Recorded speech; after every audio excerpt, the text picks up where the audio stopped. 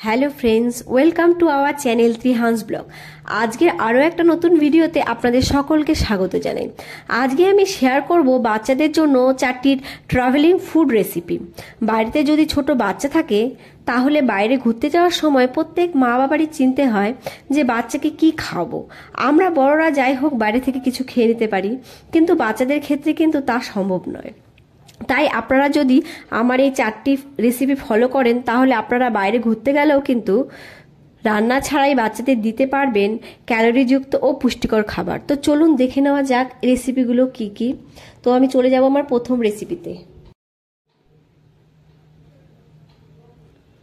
তো প্রথমে গ্যাসে একটা প্যান বসিয়ে নিলাম, আর গ্যাসের ফ্লেমটাকে কিন্তু আমি লোতে রেখেছি। লোতে রেখে দিয়ে দিলাম কিছু কাঠবাদাম। এবারে আমি এই কাঠবাদামগুলোকে ড্রাই রোস্ট করে নেব। বাদামগুলো কিন্তু একটু লাল লাল হয়ে গেলে নামিয়ে নেব।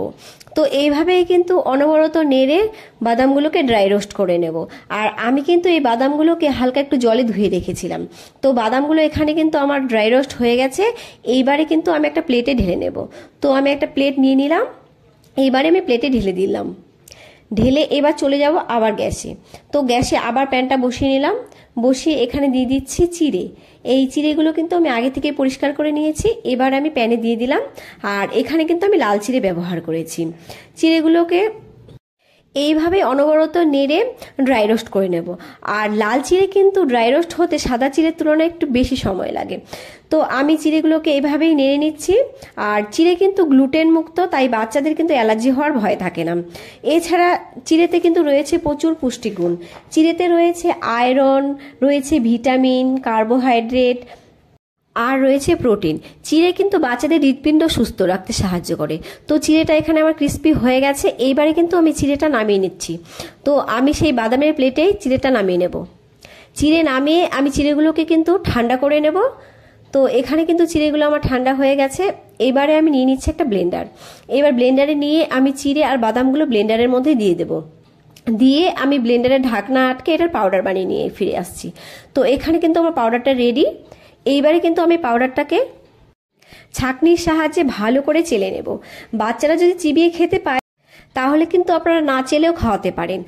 চিড়েতে রয়েছে আয়রন, যা বাচ্চাদের হিমোগ্লোবিনের মাত্রা কিন্তু ঠিক রাখে। আর চিড়ে কিন্তু বাচ্চাদের অনেকক্ষণ ধরে পেট ভরিয়ে রাখে।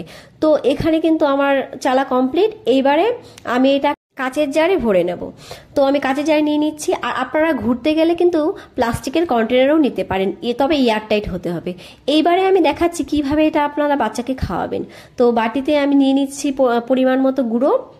আপনারা আপনাদের বাচ্চার পরিমাণ বুঝে নেবেন। তো গুঁড়ো নিয়ে এখানে দিয়ে দিচ্ছি আমি গরম জল।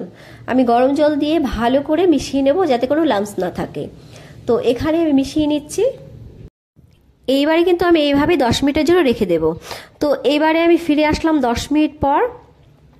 দেখুন চিড়েটা কতটা ঘন হয়ে গেছে, আর পুরো কিন্তু জল টেনে নিয়েছে। এইবারে আমি এখানে অ্যাড করে দিচ্ছি একটু ফর্মুলা মিল্ক।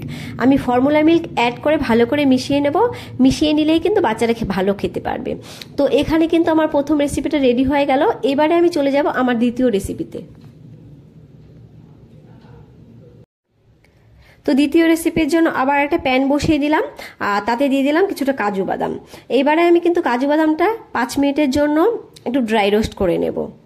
আর এইবারও কিন্তু আমি গ্যাসের ফ্লেমটাকে লোতেই রেখেছি। আর কাজু বাদামগুলো কিন্তু আমি আগে থেকে অল্প জলে ধুয়ে নিয়েছি। এইবারে আমি দিয়ে দিচ্ছি অল্প মাখানা। মাখানাগুলোকে দিয়ে আমি ভালো করে নেড়ে চেড়ে ড্রাই রোস্ট করে দেবো যতক্ষণ না মাখানাগুলো ক্রিস্পি হয়।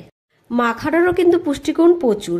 মাখানায় রয়েছে iron, calcium, potassium, magnesium, fibre. Makhana কিন্তু বাচ্চাদের হাড় ও দাঁত শক্তিশালী করতে সাহায্য করে। আর 100 গ্রাম মাখানায় কিন্তু রয়েছে 347 কিলো ক্যালোরি শক্তি। এর ফলে কিন্তু মাখানা খেলে কিন্তু বাচ্চাদের পেট অনেকক্ষণ পর্যন্ত ভরা থাকে। মাখানা খেলে কিন্তু বাচ্চাদের হাড় ও দাঁত শক্তিশালী হবে, অ্যানিমিয়া দূর হবে, কিডনি সুস্থ থাকবে। তবে মাখানা কিন্তু খুব বেশি পরিমাণে বাচ্চাদের খাওয়াতে নেই।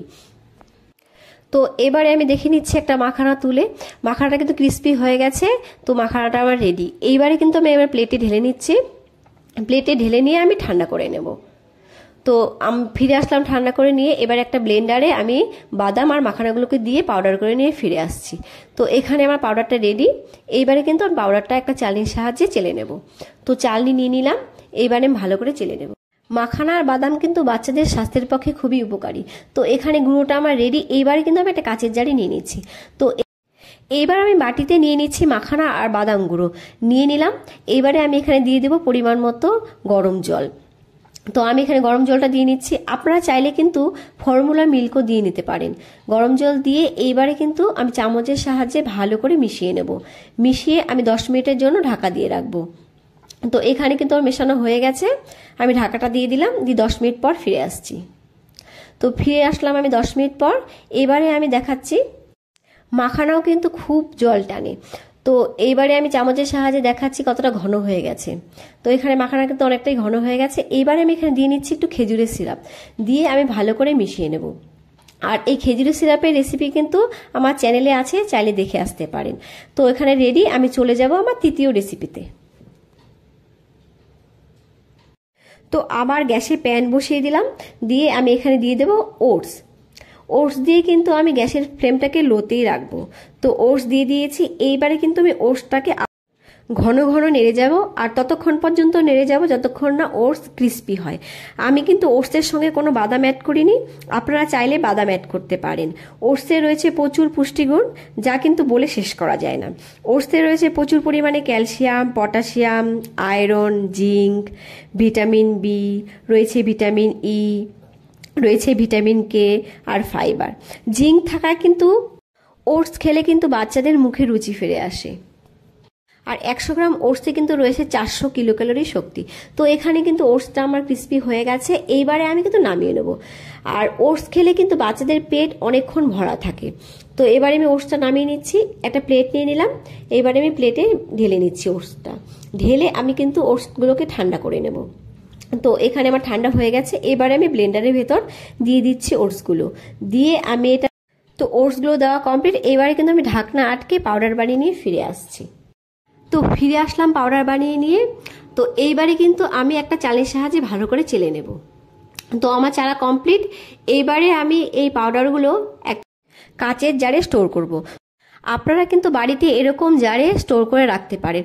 এবারে আমি দেখাবো বাচ্চাদের কিভাবে এটা খাওয়াবেন। তো প্রথমে আমি একটা বাটি নিয়ে নিলাম, আর তাতে দিয়ে দিচ্ছি ওটসের গুঁড়ো। আপনারা কিন্তু আপনাদের বাচ্চার চাহিদা বুঝে দেবেন। তো এখানে ওটস গুঁড়ো দেওয়া কমপ্লিট। এইবারে দিয়ে দেবো গরম জল। তো গরম জল দিয়ে দিলাম। এবার চামচের সাহায্যে কিন্তু ভালো করে মেশাতে হবে, না হলে কিন্তু ওটসগুলো দলা বেঁধে যাবে। তো এইভাবেই আমি ভালো করে নাড়িয়ে চাড়িয়ে মিশিয়ে নেব। মিশিয়ে কিন্তু আমি 10 মিনিটের জন্য ঢাকা দিয়ে রাখবো। তো এখানে কিন্তু আমার মেশানো হয়ে গেছে। এইবারে আমি ঢাকা দিয়ে রাখছি। তো ঢাকা দিয়ে রাখলাম, আর ফিরে আসছি আমি 10 মিনিট বাদে।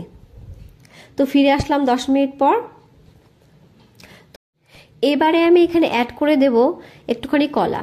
আমি আগে থেকে একটুখানি কলা ম্যাশ করে রেখেছিলাম, সেটাই আমি মিশিয়ে দিচ্ছি। আমি ভালো করে মিশিয়ে নেব।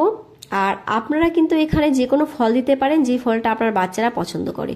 তো এটা আমার রেডি হয়ে গেছে। এবার চলে যাচ্ছি আমার চতুর্থ রেসিপিতে। তো আবার একটা প্যান বসিয়ে দিলাম, আর প্যান বসিয়ে কিন্তু গ্যাসের ফ্লেমটাকে লোতে রেখেছি। এইবারে আমি একটা এলাচের ভেতরের দানাগুলোকে আমি এই প্যানে দিয়ে দেব। তো দানাগুলো এখানে আমার ছাড়ানো হয়ে গেছে। আমি এটাই কিন্তু প্যানের মধ্যে দিয়ে দেব। দিয়ে আমি কিন্তু খানিকক্ষণের জন্য একটু নেড়ে চেড়ে নেব। তো আমি এখানে নেড়ে চেড়ে নিচ্ছি। নেড়ে চেড়ে নিয়ে আমি এখানে দিয়ে দেব একটু ছোলা। তো আমি এখানে ভাজা ছোলা দিয়েছি, আর এগুলো কিন্তু আগে থেকেই খোসা ছাড়ানো রয়েছে।